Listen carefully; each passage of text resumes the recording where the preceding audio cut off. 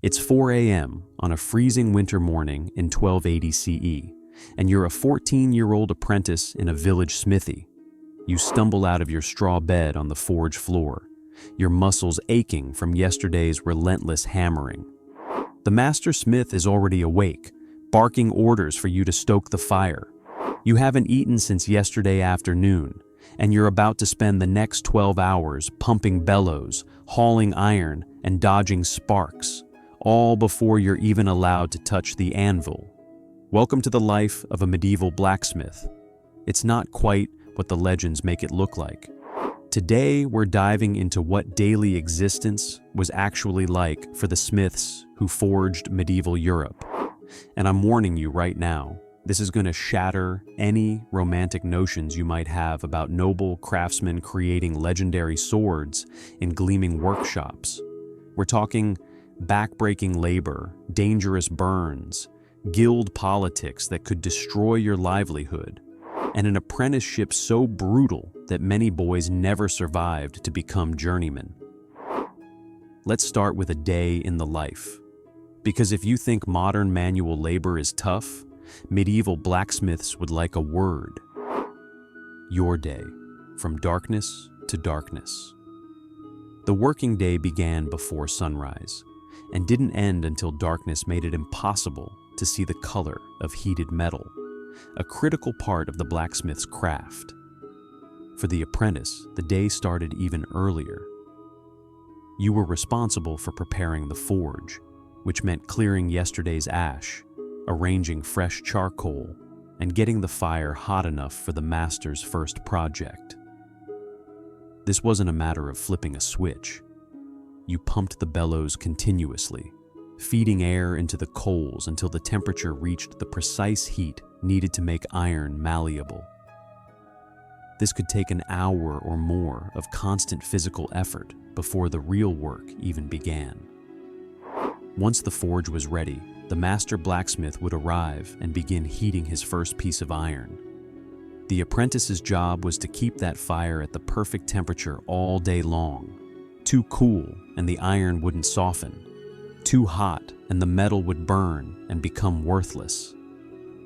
You learned to read the fire's color: dull red, bright cherry, orange, yellow, white, each shade telling you exactly how hot the metal was and what could be done with it. There were no thermometers. Your eyes and experience were everything. The master would pull glowing iron from the forge with long tongs and place it on the anvil, a massive block of iron weighing anywhere from 100 to 200 pounds. Then came the hammering. For hours, the rhythmic clang of hammer on anvil was the heartbeat of every medieval village. Each strike had to be precise, controlled, purposeful. A single misplaced blow could ruin hours of work or crack the iron beyond repair. As an apprentice, you watched, learned, and waited for the day you'd be trusted to hold the hammer yourself. That day might be years away. Medieval blacksmiths worked on an astonishing variety of items. Contrary to popular belief, weapons and armor represented only a small fraction of their output. Village smiths spent most of their time creating the mundane but essential objects that made medieval life possible. Nails by the thousands, horseshoes, plow blades, sickles, axes, shovels, hinges, door locks, keys, chains, cooking pots, knives, and countless farm implements. Every trade depended on metal tools, and every metal tool came from the blacksmith. One German blacksmith shop in the late medieval period employed 22 masters and 35 journeymen, unprecedented numbers that speak to the massive demand for their craft. The physical toll was enormous. Blacksmiths spent entire days standing, lifting heavy pieces of iron, swinging hammers weighing anywhere from 1 to 20 pounds, and enduring intense heat radiating from the forge. Burns were constant. Sparks flew with every hammer strike. The noise was deafening. The smoke from charcoal forges filled your lungs with every breath, leading many smiths to develop respiratory problems later in life. Your hands developed thick calluses. Your arms and shoulders grew powerful from constant hammering. But your back often gave out by middle age from the repetitive motions and heavy lifting. At Oxford and Cambridge, you endured lectures on an empty stomach. As a blacksmith's apprentice, you simply endured. One meal at midday if you were lucky, then back to work until darkness made it impossible to continue. The working week was 6 days, with only Sunday offering rest, though even then, urgent repairs might pull the smith back to the forge. The path to becoming a smith, if you survived it. Becoming a blacksmith required navigating one of medieval Europe's most rigorous apprenticeship systems. Boys typically entered apprenticeship between the ages of 11 and 15. Their parents signed contracts with a master blacksmith, essentially selling their son's labor for the next 5 to 8 years, sometimes even longer. In exchange, the master provided room, board, and training. The apprentice earned nothing, not a single coin. Those first years were brutal. Apprentices slept in the forge itself, on straw or thin bedding near the cooling embers. They rose before dawn to prepare the workspace. Their initial tasks were menial: sweeping floors, organizing tools, hauling water for the quench bucket, sorting through scrap metal, running errands, and pumping the bellows for hours on end. The bellows, a device that forced air into the forge to increase its heat, required constant operation. Your arms would burn with exhaustion, but you couldn't stop. If the fire died or cooled too much, the master's work was ruined, and you'd face his wrath. Only after months or even years of these basic tasks would an apprentice be allowed to observe the actual forging process up close. The master would explain what he was doing, why each hammer strike mattered, how to read the metal's color, when to quench in water or oil. Eventually, if you proved yourself capable and trustworthy, you'd be allowed to hold the tongs while the master hammered. Then perhaps you'd be given a small hammer and allowed to work under strict supervision on simple projects. A nail, a simple hook, a basic tool. The road to journeyman status was long and uncertain. Not every apprentice made it. Some died from accidents, a flying spark igniting clothing, a slip near molten metal, a collapsed forge. Others simply couldn't endure the physical demands or the master's harsh discipline. Masters were not known for gentleness. They had a business to protect, and a poorly trained smith could ruin their reputation. An apprentice who ruined expensive iron through carelessness might be beaten, denied food, or dismissed entirely. After 5 to 8 years, if you survived and demonstrated sufficient skill, you could become a journeyman. This meant you possessed the basic abilities to work alongside a master, seek employment with other shops, or even travel to find work elsewhere. But you still weren't a master. That required years more experience, and in cities with powerful guilds, a whole new set of challenges. The guild system, protection, and prison. By the 12th century, blacksmiths in cities and larger towns operated under the authority of guilds, organizations that functioned as a combination of trade union, regulatory body, and social network. Guilds wielded enormous power. They set prices, maintained quality standards, controlled the number of smiths allowed to practice, and protected members from outside competition. They also made life extremely difficult for anyone trying to advance. Guild regulations were strict and extensive. In 15th century Nuremberg, journeymen blacksmiths were required to work for 4 additional years as indentured servants to a master before they could even be considered for master status. Each year, Journeymen had to submit examples of their work for examination in every area of expertise they claimed. A journeyman who made swords, locks, and keys had to submit all 3 items annually for inspection. The guild masters would scrutinize every detail. One poorly forged weld, one misshapen curve, and your work was rejected. Fail too many times, and you'd never advance. Becoming a master blacksmith meant proving you could produce work of exceptional quality, but it also meant having the wealth to pay substantial fees to the guild. Even after demonstrating mastery of the craft, many journeymen remained journeymen for life simply because they couldn't afford the guild entry costs. The system effectively created a hierarchy where wealth and family connections mattered as much as skill. Once you achieved master status, however, the benefits were substantial.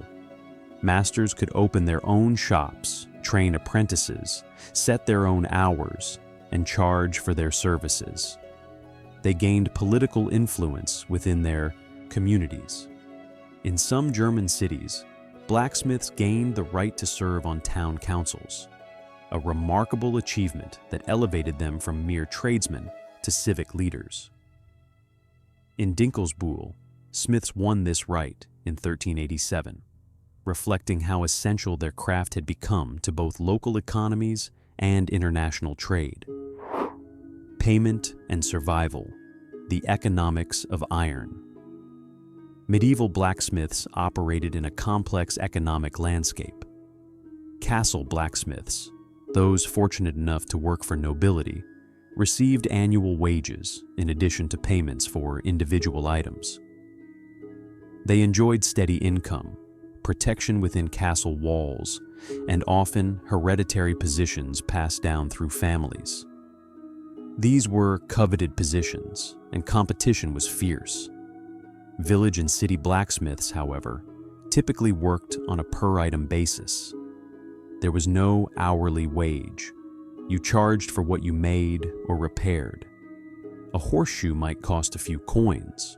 A complex lock could cost significantly more. Prices were often regulated by guilds to prevent undercutting, but smiths still had to negotiate with customers. Many transactions happened through barter rather than coin. A farmer might trade wheat or livestock for repairs to his plow. A carpenter might offer woodwork in exchange for new hinges. This meant blacksmiths needed business skills as much as metalworking ability. You had to assess what customers could afford, judge how long a job would take, acquire raw materials at reasonable prices, and manage relationships with suppliers and clients. Raw iron wasn't cheap.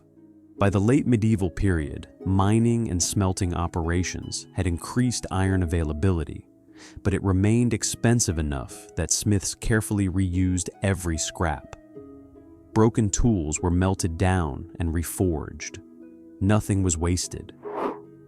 The truly destitute among apprentices and journeymen worked as servants, copied manuscripts on the side, sang in church choirs for extra coin, or simply begged. We have records of smiths living in conditions that could only be described as poverty despite their essential skills. The profession offered no guarantee of wealth, only the possibility of steady work if you were skilled and fortunate enough to build a good reputation. The dangers beyond the forge: violence and conflict. Life as a medieval blacksmith involved more than just the physical dangers of the craft. Smiths occupied a peculiar social position that made them both respected and vulnerable. Everyone needed them, from peasants requiring farm tools to knights needing weapons and armor. This gave blacksmiths a certain status and protection, but it also made them targets during times of conflict. Town and gown violence wasn't limited to university students. Blacksmiths in cities sometimes found themselves caught in urban riots, disputes between guilds, or conflicts with authorities. Their workshops contained valuable materials and finished goods, During periods of unrest, forges were sometimes looted or burned. Smiths had to maintain relationships with local powers, nobles, merchants, religious authorities, to ensure their protection. The association between blacksmiths and violence went deeper still. Because they produced weapons, smiths were sometimes viewed with suspicion during times of rebellion or political instability.